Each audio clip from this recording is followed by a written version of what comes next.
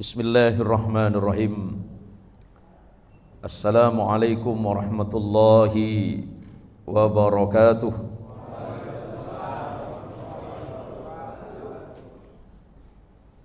Bapak-bapak dan ibu-ibu sehat semuanya ya. Mudah-mudahan komandan kita uangnya banyak, amin. Sebab ini menyangkut masa depan hari saya nanti, Pak. Kalau sampai beliau main motong-motong aja kan sakit saya, Pak.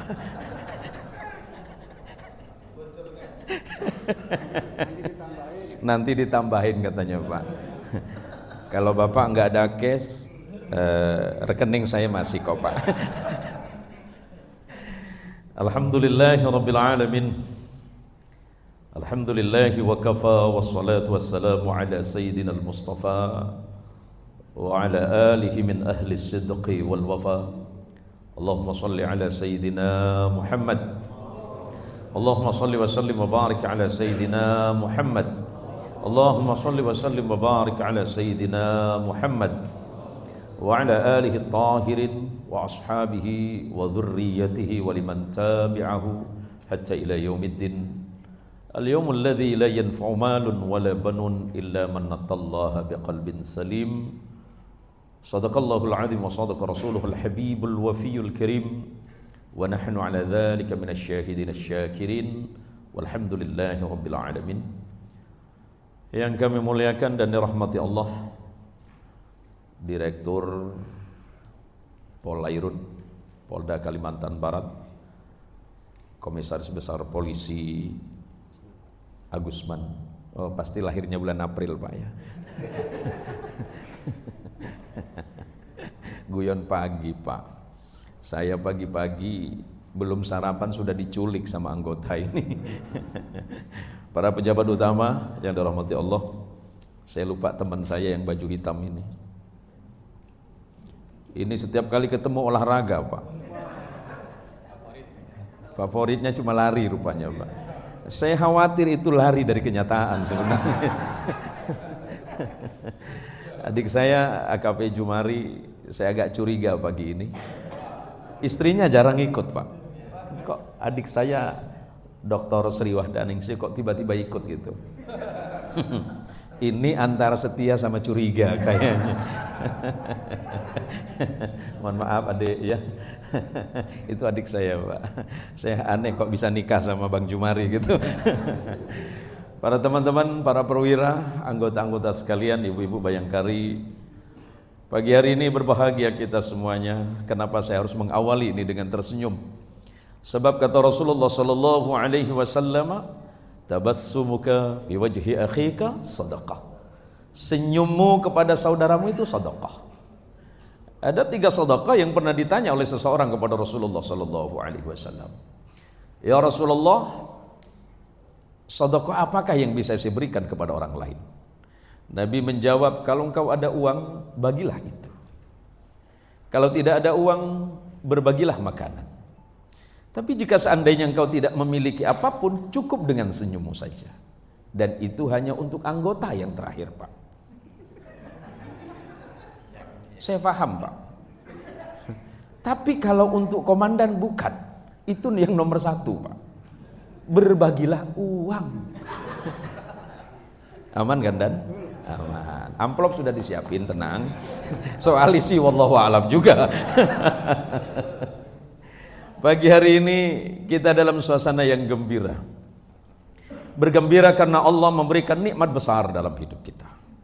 Sahabat Umar bin Khattab radhiyallahu taala anhu ardhah mengingatkan, sehebat apapun kamu di antara manusia, sekaya apapun dan setinggi apapun jabatanmu dalam hidupmu, tetapi di dalamnya engkau tidak memiliki iman, pada saat itulah engkau yang paling hina di hadapan Allah. Na'udzubillah tsumma na'udzubillah. Ternyata para jamaah sekalian, para sahabat-sahabat, kita ini adalah orang yang sangat dimuliakan oleh Allah, karena di dalam kehidupan kita ini dilandasi oleh rasa iman kepada Allah dan rasa cinta kita kepada Rasulullah Muhammad sallallahu alaihi wasallam. Kemarin sebagaimana yang dalam sambutan beliau tadi, kita bersama-sama di Mapolda Kalimantan Barat.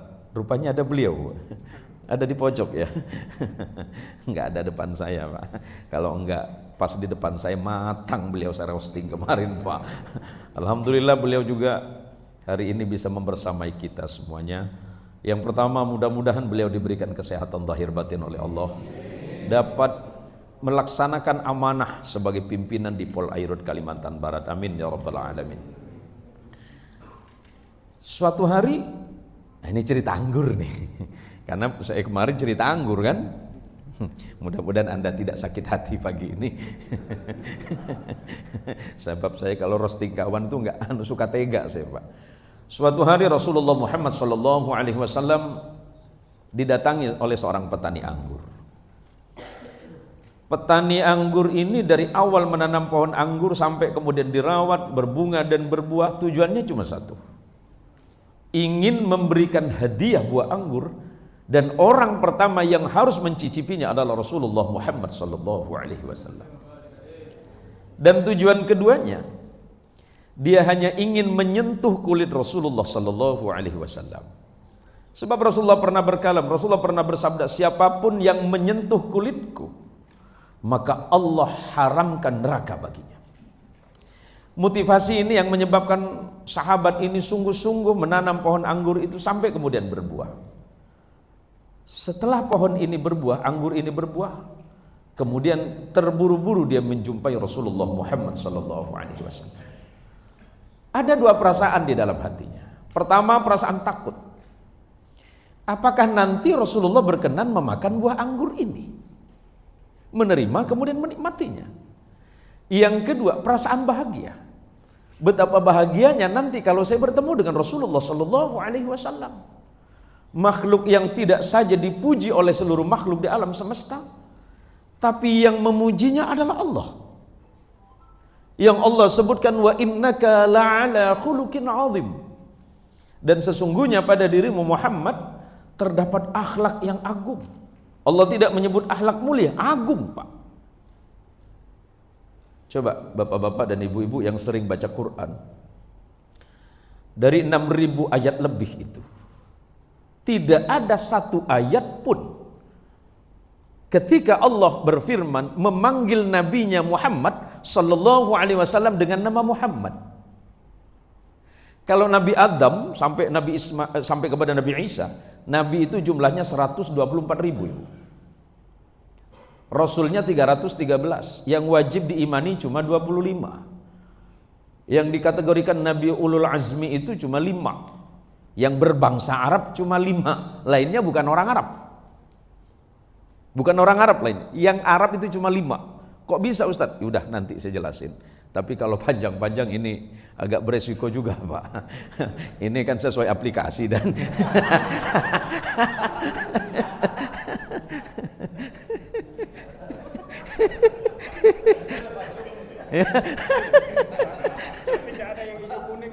oh gitu ya.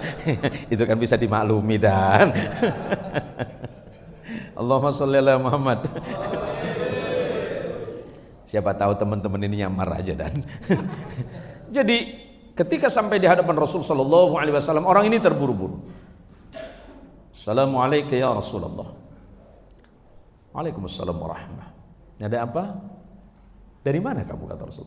Ya Rasulullah, saya berada dari pinggiran kota Madinah ini. Baik, apa keperluanmu, kata Rasul? Saya kemari hanya ingin menjumpai Anda ya Rasulullah. Karena setiap saat, setiap hari, setiap saat, setiap waktu yang saya impikan cuma bertemu dengan Anda ya Rasul. Baik. Dan kalau memang Anda berkenan ya Rasulullah, maukah Anda menerima anggur saya ini? Dengan senang hati, kata Rasulullah. Selepas orang ini menyerahkan ini kepada Rasulullah, dia masih menunggu di depan Rasulullah. Karena dia ingin memastikan bahwa Rasulullah Shallallahu Alaihi Wasallam betul-betul bisa menikmati anggurnya itu dan di hadapannya sendiri. Setelah itu kemudian Rasulullah memakan anggur itu, sebagaimana diceritakan oleh komandan tadi. Ternyata anggurnya asam plus pahit. Kira-kira komandan, kalau anggur yang asam dikasih anggota sama komandan, apa komentar komandan? Manis. NRP berapa? Langsung NRP dah.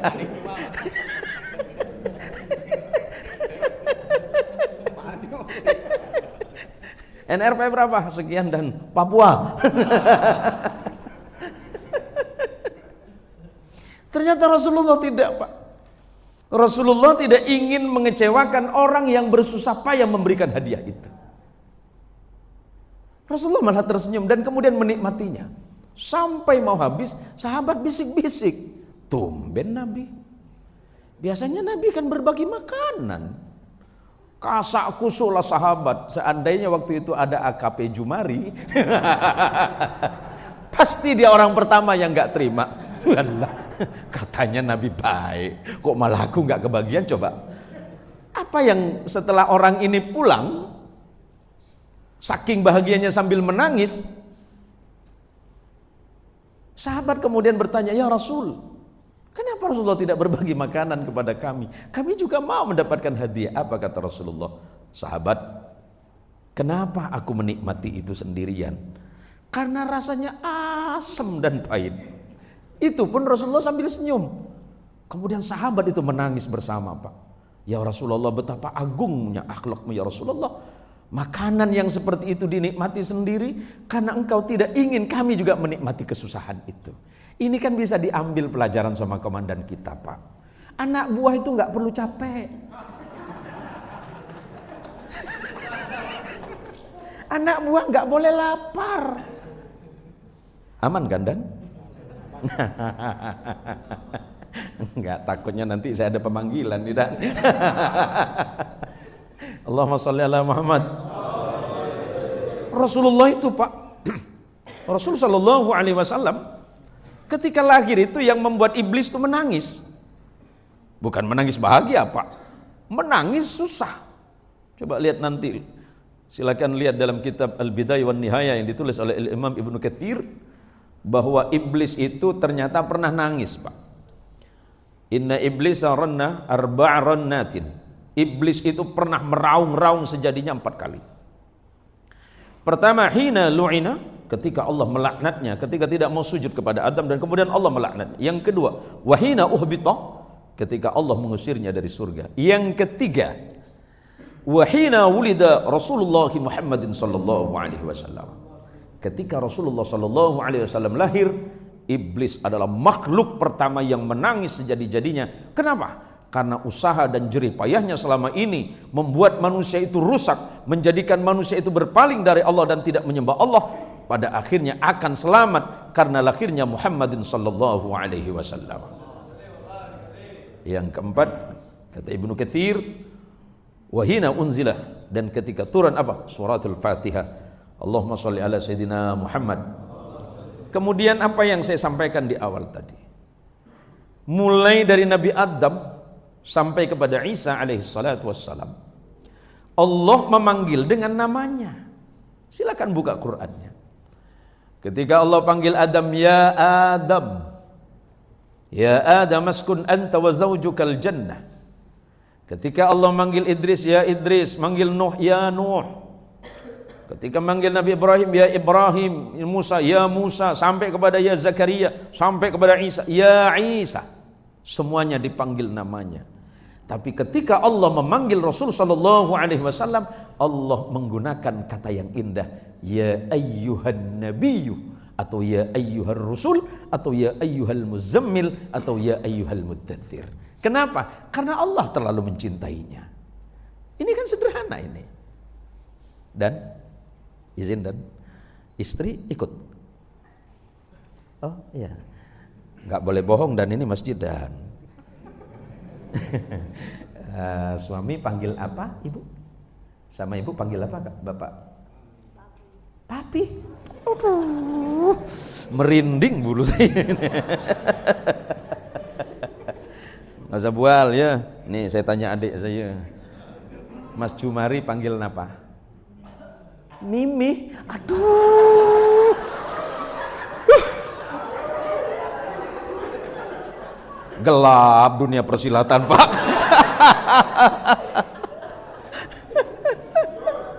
Ya Allah. Dan Itu penting Pak, itu penting. Tapi jangan hanya sebulan, sepanjang hayat. Iya kan Bu? Nggak boleh kita itu memanggil labi-labi. Masa sama istri manggil labi-labi? Allahu Akbar. Tahu labi-labi Ibu? Kura-kura. Ada yang manggil bini tengkuyong Pak. Saya punya, saya panggil, saya waktu tahu tengkuyong. Saya itu pagi-pagi mau berangkat ke pasar sama istri, saya kan sebelahan sama tetangga. Walaupun saya nggak mau mendengarkan, tapi kan kedengar. Mana kau yong kata dia kan. Bini tak dengar. Tengkuyong kata dia kan. Saya sama istri saya kan nggak paham arti petengkuyong Pak, karena istri saya kan orang Jawa Barat. Dia panggil apa Bi? Enggak, panggilan sayang itu.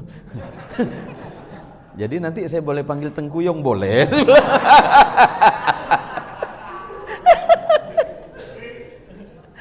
Akhirnya setelah pulang saya nganterin istri, tetangga saya panggil, Yud sini Yud. Ya Pak Kiai. Sini duduk minum. Iya Pak Kiai, ada rokok enggak? Enggak ada Pak Kiai, belilah. Duitnya tak ada. Oh, berarti tekor lah saya ini, saya bilang. Sini. Sini. Siapa Pak Kiai? Gini, saya tidak mau mendengar apa yang kamu sampaikan ini terulang lagi. Akhlak Nabi itu baik. Siap saya kan. Kamu panggil istrimu apa? Tengguyong Pak Kiai.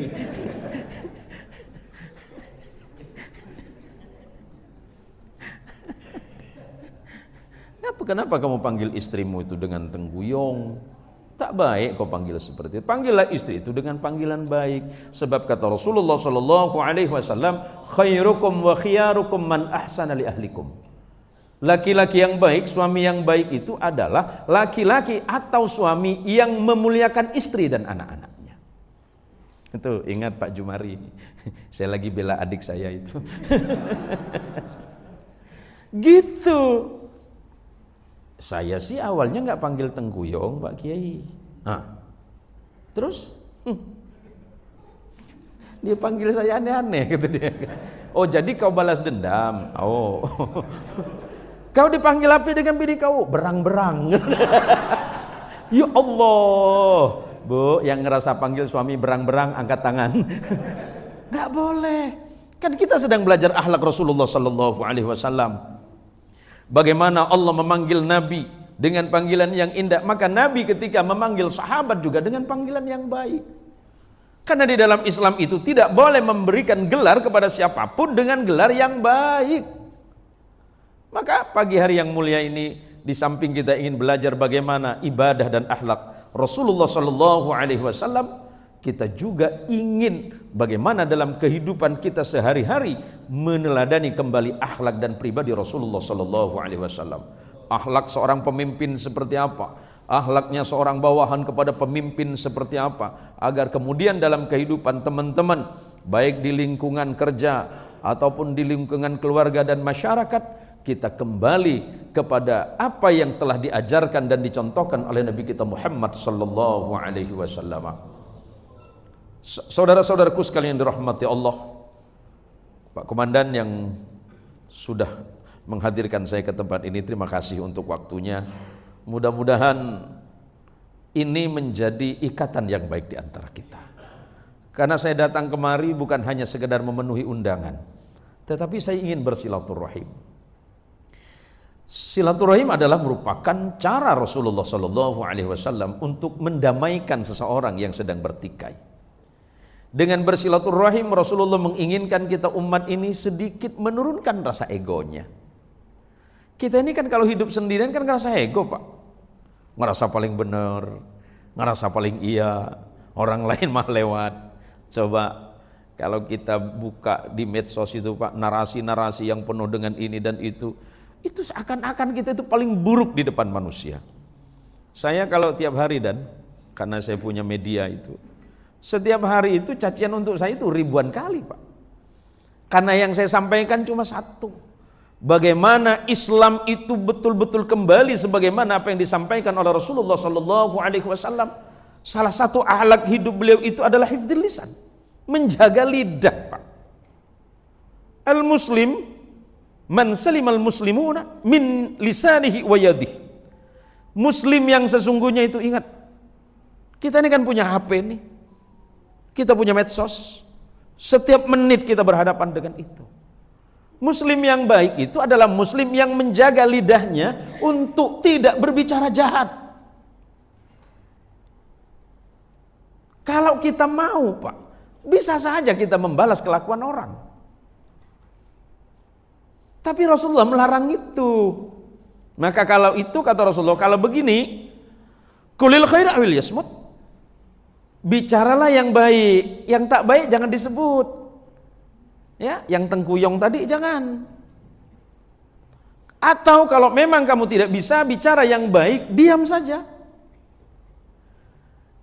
Ibadah yang paling murah meriah hari ini nih, Pak, di tengah pergulatan manusia modern yang setiap menit bisa melontarkan kalimat-kalimat buruk, cuma diam.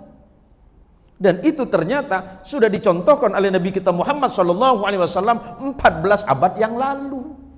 Karena Nabi tahu umatnya akan menghadapi masa ini.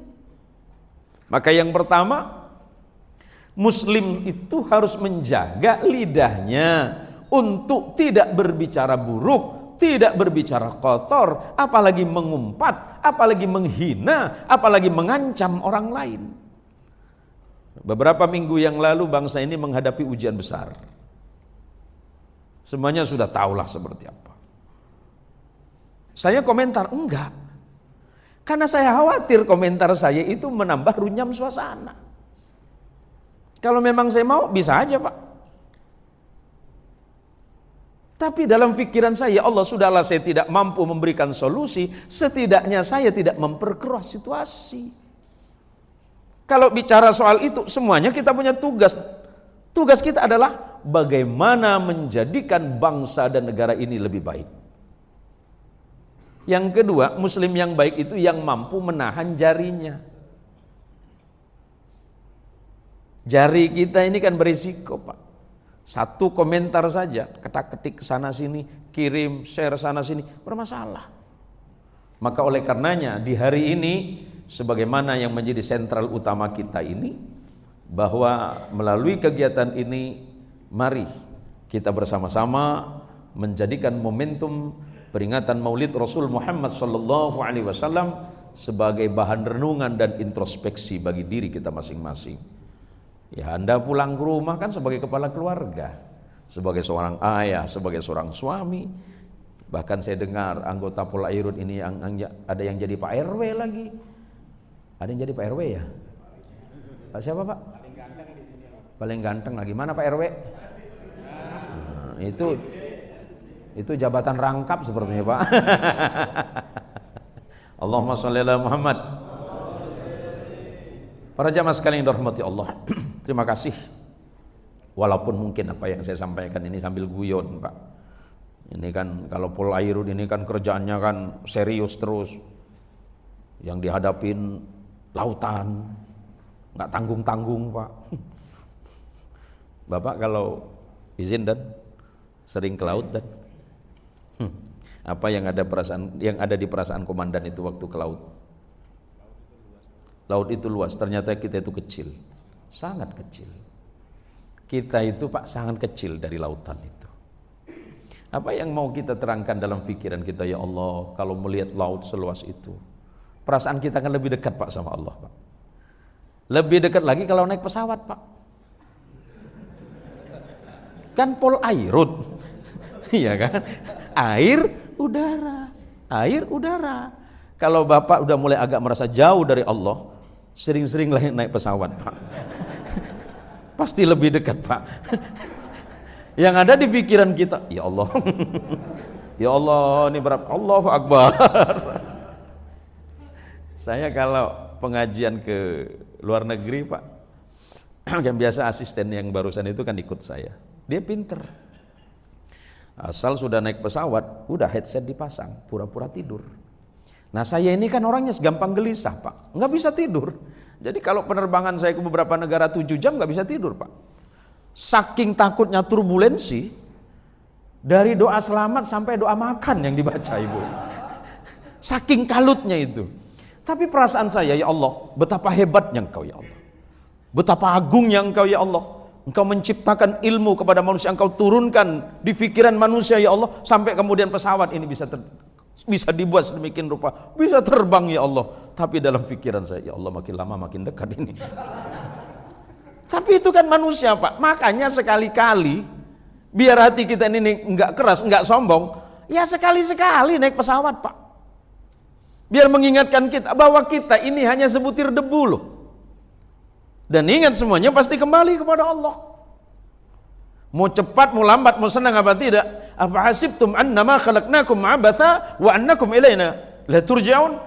Manusia, cuma enggak ngomong gini aja Quran ini. Wahai komisaris besar polisi Agusman. Kena lagi. Afa hasibtum annama khalaqnakum abatha? Apakah kamu mengira aku menciptakanmu main-main, kata Allah? Enggak. Allah tidak pernah bermain-main dalam menciptakan apapun, sebab semuanya mengandung rahasia dari Allah. Dan ada tujuan besarnya. Wa ma khalaqtul jinna wal ins illa liya'budun. Tujuan Allah menciptakan kita yang paling penting pertama agar kita ini adalah menjadi hamba Allah yang senang dekat kepada Allah Subhanahu wa taala. Ada yang bilang begini, doaku enggak didengar sama Allah. Bukan enggak didengar.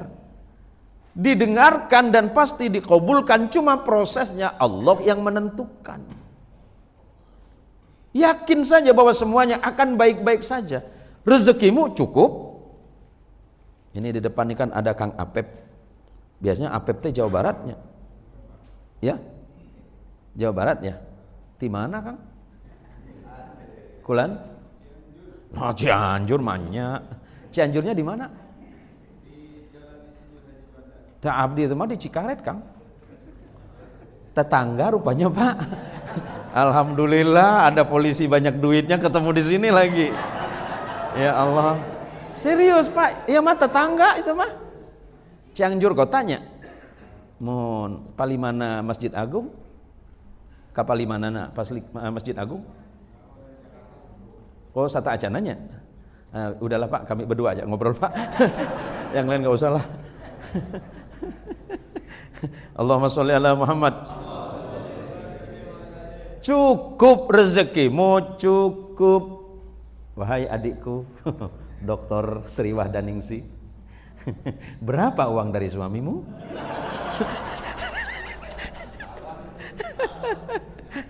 Boleh dong spill sedikit. Sebenarnya itu cukup. Ibu Komandan, cukup kan? Apa dicukup-cukupin? Tapi nampaknya dicukup-cukupin dan cukup, Pak. Sebab Allah menciptakan makhluk itu dengan rezekinya. Kenapa masih mengeluh? Karena keinginannya terlalu banyak. Banyakin syukur, kurangin ngeluh, hidupmu bahagia. Nggak ada yang kurang dari hidup kita ini. Maka janji Allah, la in syakartum la azidannakum wa la in kafartum inna adzabi lasyadid. Soal rezeki kata Allah sudah aku jamin. Kalau bicara kurang ya kurang semua. Pesan Rasul nih Pak Komandan biar nggak lama-lama dan karena habis ini kan kita makan bareng Pak ya.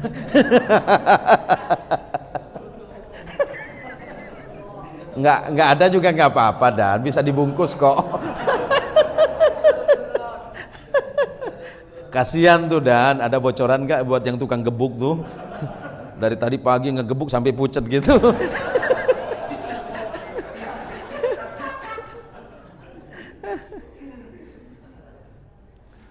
Kalau manusia itu punya harta 2 lembah. 2 lembah itu anggaplah satu desa. Apakah manusia itu cukup? Enggak.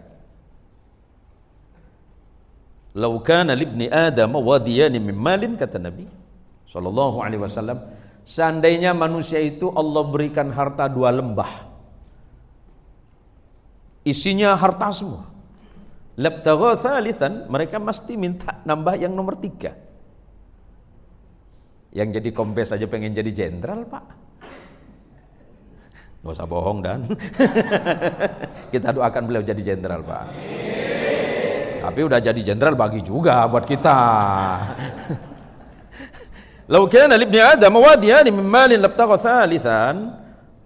Pesan Nabi, kalau manusia itu dikasih harta 2 lembah, isinya harta semua, cukupkah mereka? Enggak. Mereka masih minta yang nomor 3. Ma yamlau jawfa ibni Adam illa turab. Manusia itu tidak akan pernah kenyang, manusia itu tidak akan pernah puas, manusia itu tidak akan pernah bahagia kalau keinginannya yang terus bertambah itu tidak dipenuhi, kecuali kematian yang menghampiri mereka. Ini sederhana, Pak. Syukuri nikmat yang ada ini, maka Allah akan menambahkan hal yang berbeda pula. Bagaimana mungkin kita diberikan tambahan rezeki oleh Allah, sementara awal hidupnya hanya mengeluh, mengeluh dan mengeluh. Kalau bicara kita ini kurang, semuanya kurang. Kalau hanya menuruti pandangan mata. Tapi tanyalah kepada hatimu, apakah sudah cukup apa tidak? Cukup. Cukup. Maka yang membuat manusia itu tercukupi dalam hal apapun adalah rasa syukurnya kepada Allah Subhanahu wa taala. Beliau baru 2 bulan menjabat. Kita doakan beliau ini menjadi pemimpin yang adil, yang jujur, yang amanah, sebagaimana dalam kata sambutan beliau tadi. Karena memang ciri dari seorang pemimpin itu harus jujur, adil dan amanah, dan di samping itu harus siap berkorban. Bagian akhir ini berat dan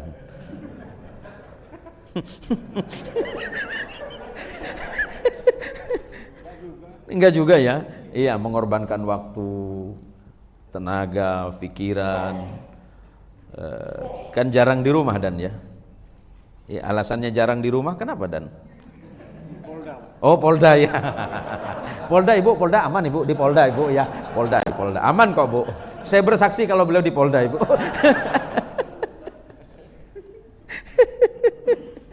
Ya Allah, manusia ini ya kayak gini Pak. Manusia itu kan awalnya senyum, nangis, nangis, senyum. Ya itulah manusia. Pernah nggak kita berbalik Pak? Ketika kita mendapat harta kita nangis. Kita mendapat jabatan nangis. Kan ini malah enggak kepilih nangis. Sampai ada yang gila coba Pak. Padahal Allah tengah menyelamatkan dia. Bisa dibayangkan enggak kalau seandainya Allah memberikan jabatan kepada seseorang itu? Maka Allah kan, oh jangan dulu, kamu belum siap. Kamu belum siap, waktunya ada. Halo Bang Agus Bule. Saya tahunya beliau company Pak.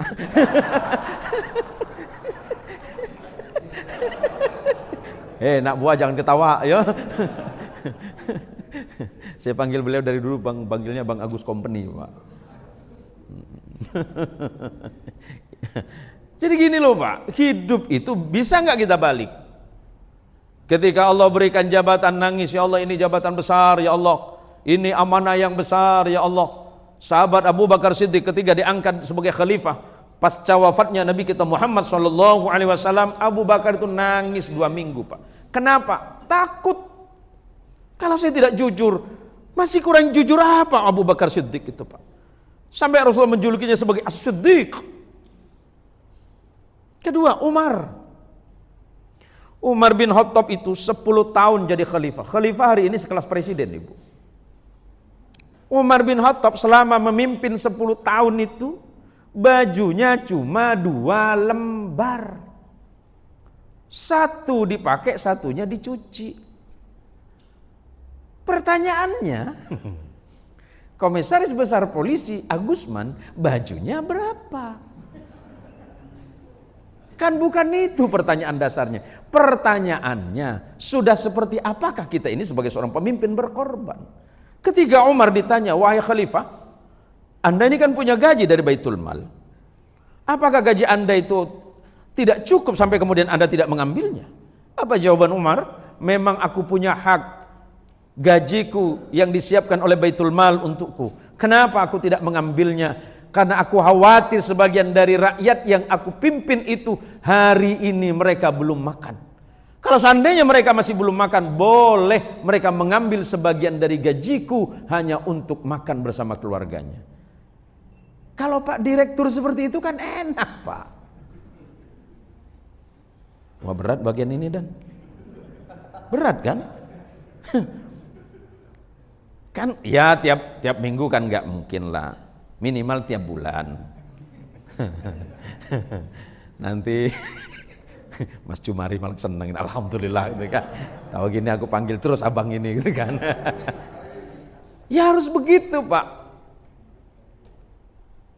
Tetapi walaupun begini, ketika Umar sudah hampir wafat dan kemudian beliau wafat karena terbunuh, saking jujurnya, Pak, sampai banyak orang yang membencinya.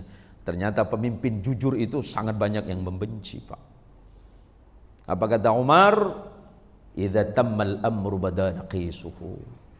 Ketika engkau sudah sempurna dalam berbuat, Pak Komandan nanti sudah sempurna dalam berbuat, memimpin Ditpol Airut Kalimantan Barat, sesempurna apapun Anda memimpin, Pak Kombes, yang dilihat oleh orang itu bukan kelebihannya, tapi yang dinilai pasti kelemahan dan kekurangannya. Biasa saja, santai-santai saja. Toh Allah yang akan menilai sebaik-baiknya. Bukankah Allah sudah menyatakan alaihissallahu biahkamil hakimin? Bukankah Allah itu adalah hakim yang paling adil? Seadil-adilnya kita masih menyisakan ruang ketidakadilan, Pak. Tapi kalau sudah berbicara tentang keadilan Allah, Allah tidak pernah berbuat zalim kepada hambanya. Maka oleh karenanya, dalam kondisi kehidupan sosial masyarakat yang seperti ini, mari kita doakan bangsa Indonesia menjadi bangsa yang baldatun thayyibatun wa rabbun ghafur, sebagaimana kemarin disampaikan oleh Pak Kapolda dalam kata sambutannya, Pak Direktur, sahabat-sahabat dan teman-teman kepolisian di Polairut Kalimantan Barat yang dirahmati Allah. Suatu masa ada seorang anak muda yang bernama Mus'ab bin Umair datang kepada Rasulullah sallallahu alaihi wasallam. Mus'ab bin Umair ini kalau hari ini pemuda paling ganteng, kalau mungkin lebih tepatnya foto model lah begitu kira-kira. Foto modelnya Makkah waktu itu namanya Mus'ab bin Umair.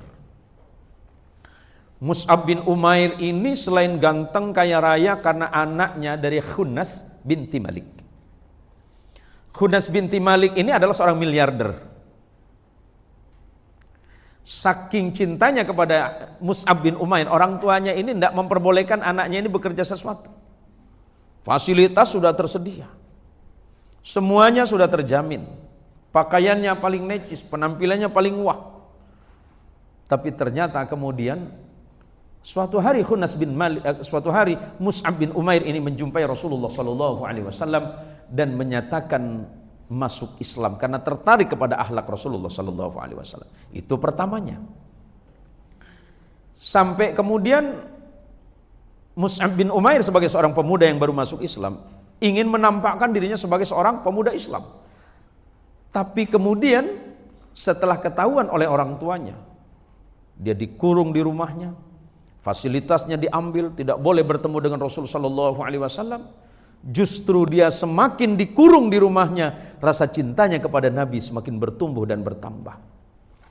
Karena kata Mus'ab bin Umair, tidak pernah aku jumpai seorang manusia dari ujung barat, timur, utara dan selatan yang lebih baik ditimbangkan dengan Nabi. Nabi itu penyantun, Nabi itu menggembirakan, Nabi itu menyenangkan dan selalu memberikan solusi kebaikan di antara kami. Sampai akhirnya kemudian Mus'ab bin Umair ini melarikan diri, lari dari kurungan orang tuanya dan kemudian mengikuti perang bersama Rasulullah sallallahu alaihi wasallam. Dan ternyata sahabat Mus'ab bin Umair wafat dalam peristiwa perang itu. Ketika Rasulullah sallallahu alaihi wasallam selesai perang dan menyaksikan jenazahnya Mus'ab bin Umair, betapa menangisnya Rasulullah Muhammad sallallahu alaihi wasallam ketika menyaksikan jenazah Mus'ab bin Umair. Itu tubuhnya tidak kurang dari 70 luka sayatan pedang, Pak. Rasulullah berkata, ya Mus'ab, Allah pasti menjanjikanmu yang terbaik. Engkau tinggalkan kemewahan hidup duniawi, engkau tinggalkan rumahmu sebagai anak orang kaya, engkau lepaskan kemuliaan derajat di antara keluargamu demi tegak dan jayanya Islam. Sementara ketika engkau wafat Mus'ab, engkau mati dalam peperangan. Ketika engkau mati dalam peperangan, bahkan untuk mengkafanimunya saja kain tidak cukup ya Mus'ab. Menangis Rasulullah di samping Mus'ab bin Umair karena menyaksikan seorang sahabat pemuda yang wafat dalam keadaan iman kepada Allah, meninggalkan kekayaan hidup, meninggalkan kemegahan hidup demi tegak dan jayanya agama Islam pada masa itu. Yang dapat saya sampaikan kepada anak-anak muda yang di depan nih. Nih kan anak-anak muda nih. Pesan Imam Syafi'i rahimahullahu taala untuk Anda semuanya yang ngerasa muda ya. Kalau yang sini kayaknya udah jenggotan ini. Pesan Imam Syafi'i rahimahullah, hayatul fata wallahi bil ilmi wat tuqa idza lam yakuna la i'tibara li dzatihi. Kehidupan pemuda tergantung kepada dua hal anak-anakku. Pertama, ilmunya dan ketakwaannya kepada Allah. Kalau kalian sudah punya ilmu dan rasa takwa kepada Allah, insya Allah kalian yang akan memimpin bangsa ini, memimpin masyarakat, memimpin keluarga, pasti semuanya akan baik-baik saja. Ini sudah berapa jam ceramah saya? Hah? Baru 5 menit? Serius Dan? Oh iya, ini jam Afrika Dan. Kemarin waktu selepas dari Polda Dan masih saya mengikuti kegiatan kenal pamit Polsek Utara dari Pak Suryadi kepada Pak Made itu. Saya menyampaikan pesan sederhana. Siantan itu unik. Siantan itu potret kecil Kalimantan Barat, Pak. Kenapa? Semua agama ada di sini. Yang tidak kita saksikan cuma candi saja atau pura saja. Semua suku ada di sini, semua budaya berkumpul di sini. Yang paling penting memimpin Pontianak Utara atau berada di Pontianak Utara, ya harus paham karakter masyarakatnya, budaya masyarakatnya, karena beliau juga pernah memimpin Polsek Utara berapa bulan itu Dan? Setahun Pak. Setahun ya? Iya, jarang ketemu kita Dan ya. Iya, kalau banyak duit memang suka ngilang beliau nih. Bagian susah telepon, Abang Kiai siap Dan. Bisa ketemu minta nasihat dalam hati. Lagi ada duit berarti ini. Bagian ada duit lari pula. Oh ini yang kemarin. Oh rupanya ketemu di sini lagi ini. Nggak apa-apa Bang ya, gurau-gurau Bang ya. Iya. Ini enggak serius Bang. Serius sekalipun ya enggak apa-apa lah. Ya inilah, mari pesan Rasulullah sallallahu alaihi wasallam ada 3 Pak. Ittaqillaha haitsuma kunta wa atbi'is sayyi'atal hasanata tamhuha wa khaliqin nas bi khuluqin hasanin. Yang pertama kata Rasulullah, bertakwalah kalian kepada Allah dimanapun kamu berada. Sebagai direktur, takwa kepada Allah. Dengan bertakwa kepada Allah, insya Allah jujur adil dalam memimpin, bijaksana dalam mengambil keputusan demi kebaikan. Jangan mengambil keputusan sendiri yang akhirnya merugikan semua orang. Wah agak keras bagian terakhir nih Dan. Tidak apa-apa kan? Iya. Karena memang begitu kata Rasulullah, bertakwa kamu kepada Allah. Jadi suami bertakwa. Suami yang takwa rumah tangganya bahagia. Mas Jumari, tinggalkan hal lama. Enggak, agak direm dengan abang nih. Karena sesuai dengan WA tadi kan. Agak direm sedikit Bang. Baik, saya ikuti perintah ini. Tapi lepas ini bagian saya harus jelas. Bertakwa kepada Allah. Istri bertakwa kepada Allah. Suami berangkat kerja, istri di rumah ambil air wudhu, salat 2 rakaat, ambil Quran, doakan suami. Ya Allah selamatkan perjalanan suamiku ya Allah. Sebab rezeki yang dihasilkan tangan suamiku menentukan baik buruknya keluarga ini. Mau banyak sebanyak apapun, tapi kalau dengan cara yang tidak halal, dengan cara yang tidak baik, Allah nggak suka. Maka keluarga yang bahagia diawali dari rezeki suami yang baik.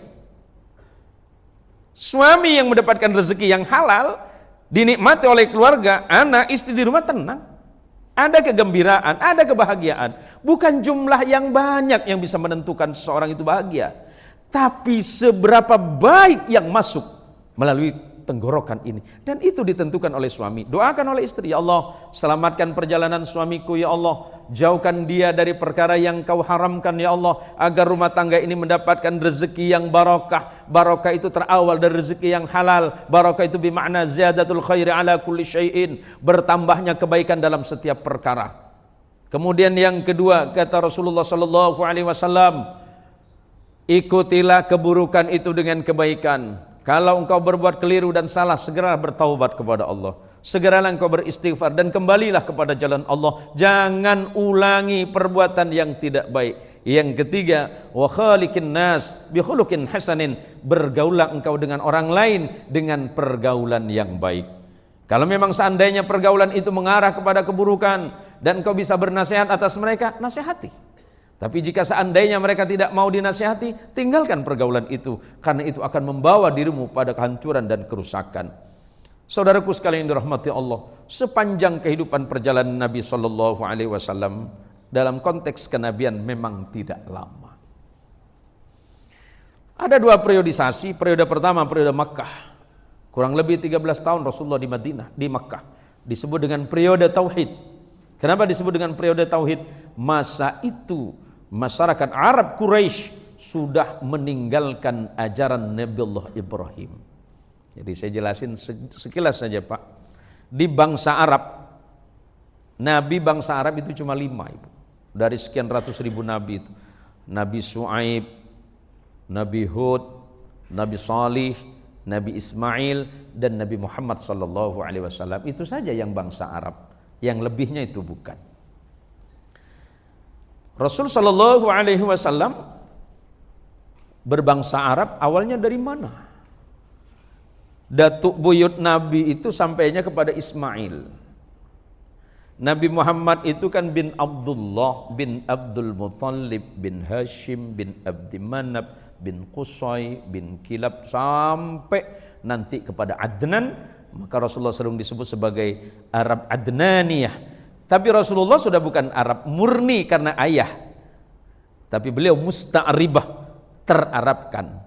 Kalau Arab murni itu Qahtani yang di Yaman, namanya Al-Ba'idah. Sementara yang kedua Arab namanya Al-Badiyah. Pada masa siapa? Nabi Allah Hud. Singkat saja, Nabi Muhammad SAW itu keturunan langsung Ismail. Nabi Ismail itu putranya Ibrahim. Ibrahim bin Azar, Azar bin Nahur, Nahur bin Ra'u, Ra'u bin Falih, Falih bin Abir, Abir bin Nabi Salih, Nabi Salih bin Arfashad, Arfashad bin Syam, Syam bin Nabi Nuh, Nuh bin Lamih, Lamih bin Matus Salih, Matus Salih bin Nabi Idris, Nabi Idris bin Yarid, bin Mihlai, bin Kinan, bin Ahnus, bin Sis, bin Nabi Adam. Berarti Nabi Muhammad Arab. Dari mana? Dari Nabi Ismail. Ibunya Nabi Ismail yang murni Arab berasal dari Palestina. Palestina dulu disebut Filistin, biasa disebut Kanaan di dalam Taurat dan Injil. Nabi adalah generasi kurang lebih generasi ke-60 dari Nabi Ismail. Ribuan tahun bangsa Arab nggak punya nabi, Pak. Nabinya Ismail. Nabi Ismail wafat 3000 tahun sebelumnya. Nabi nggak ada. Yang ada itu di Bani Israel. Nanti kaitannya ke sana. Bani Israel itu nabi terakhirnya Isa. Jarak antara Isa dengan Nabi Muhammad 600 tahun. Isa itu di Yerusalem. Sedangkan Nabi Muhammad itu ada di Makkah. 1200 km jaraknya. Ya kalau perjalanan sekarang bisa pakai pesawat 1,5 jam sampai 2 jam. Zaman dulu berminggu-minggu. Kalau naik kuda berminggu-minggu. Pakai onta berbulan-bulan. Tidak ada kenabian di tanah Arab. Maka ketika lahir seorang nabi yang bernama Muhammad sallallahu alaihi wasallam sebagai nabi terakhir yang dijanjikan oleh Allah, yang sudah disebutkan dalam kitab suci terdahulu, bangsa-bangsa Bani Israel kaget. Kok nabi yang dijanjikan bukan lahir di sini, bukan keturunannya Daud, kok malah di sini keturunan Ismail? Ismail itu abangnya Ishak. Boleh saya jelasin sebentar, Pak? Nah, biar pinter, Pak ya. Biar lebih pinter, bukan cuma pinter nembak aja, Pak. Nabi Ibrahim punya 2 istri. Saya jelasin ya, punya 2 istri. Terjadi perbedaan pendapat, ada yang bilang 3. Cuma muktamadnya yang lebih kuat itu 2. Istri pertama namanya Sarah dari Mesir. Istri yang kedua namanya Hajar dari Palestina. Yang dari Sarah melahirkan anak namanya Ishak. Ishak punya anak Yakub. Yakub ini yang disebut Israel. Di dalam bahasa Ibrani, Ibrani itu bahasanya Nabi Ibrahim, Pak, disebut Ezrail. Jadi kalau ada kata El itu menunjukkan kata Allah dalam bahasa Ibrani. Maka nama malaikat Mikail, Jibrail, Israfil, nah, itu Pak ya. Semuanya itu ada yang mengatakan Ibrani, ada yang mengatakan Suryani, tapi lebih tepat kepada Ibrani. Nah begini, Ishak punya anak Yakub. Yakub ini Allah beri gelar Israel. Maka anak Yakub yang 12 orang disebut Bani Israel. Siapa yang 12? Yusuf bersaudara. Yusuf punya abang namanya Yahuda, kelak menjadi nama agama Yahudi. Abangnya Yahuda namanya Lewi. Di dalam bahasa Ibrani disebut dengan Levi. Kemudian menjadi nama merek celana yang sering dipakai. Oh, tahu semua. Kalau ibu-ibu sering nenteng tas mahal dan mewah, harganya ratusan juta, itu nama Nabi Idris. Disebut Herme. Dalam ejaan Prancis. Dipegang ibu direktur Hermes. Itu Nabi Idris. Nanti besok kalau tengok tetangga, Nabi Idris tuh. Herme atau Hermes. Abangnya ini namanya Levi atau Levi. Levi punya anak keturunan namanya Imran. Imran punya anak 2 orang nabi namanya Musa dan Harun. Musa dan Harun di Mesir kemudian menyelamatkan Bani Israel dari kejaran Firaun sampailah ke Yerusalem. Yerusalem itu dulu di dalam bahasa Mesir kuno disebut dengan Yerusalayim atau disebut dengan Ursalimum dalam bahasa Ibrani. Dalam bahasa Arab disebut dengan Darussalam. Bahasa berikutnya menyebutnya sebagai Yerusalem atau Yerusalayim. Singkat ya. Dah. Berarti Nabi Isa dengan Nabi Muhammad hubungannya apa? Satu datuk moyang namanya Ibrahim. Isa dari mana? Isa itu keturunan Yahuda tadi. Yahuda punya keturunan namanya Isaiah. Isaiah punya anak keturunan namanya Daud. Daud disebut dengan David. David punya anak namanya Salomo yang dikenal dengan Sulaiman. Turun sampai ke puluhan generasi, punya anak laki-laki namanya Imran. Imran punya anak namanya Maryam. Maryam punya anak laki-laki namanya Isa. Berarti Nabi Muhammad satu datuk beda nenek. Neneknya Nabi Muhammad dari Palestina, sementara neneknya Nabi Isa berasal dari Mesir. Paham ya? Kalau sudah paham, mudah-mudahan ceramah saya ini bisa menjadi bahan renungan bagi kita semuanya. Yang paling penting adalah bagaimana akhlak dan keteladanan Rasulullah SAW bisa diamalkan. Sebagaimana tujuan utama menjadi manusia yang beriman dan bertakwa kepada Allah Subhanahu wa taala. Mau bergaul dengan siapapun boleh, yang paling penting jaga etika pergaulan. Jangan sampai nanti nih kan anak-anak muda nih suka bugar unak macam-macam kan. Panggil kawannya lewat lagi minum, mana kawan nam? Saya pikir namanya Saiful Anam, Pak. Rupa panggil Jahanam kan dia. Tak boleh. Mana kawan ya katanya. Ya anak-anak muda rubah ya. Akhlak Nabi tidak seperti itu. Akhlak Nabi itu kalau manggil kawan pasti dengan panggilan yang terbaik.